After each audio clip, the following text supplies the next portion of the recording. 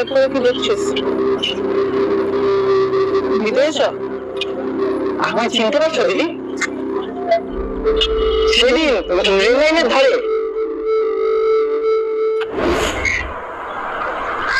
ও ভাই, বলি মরতে এসছো নাকি? না মানে এদিক থেকে তো খুব একটা ট্রেন ফ্রেন যায় না, তাই বলছিলাম। আপনি নিজের কাজটা করুন না, এমন ভাবে বলছি যেন রোজ রোজ মরতে আছে। আমরা তো রোজ রোজই মরি ভাই, তোমাদের মতো একদিনে মরার ভাগ্য কি আর আমাদের আছে?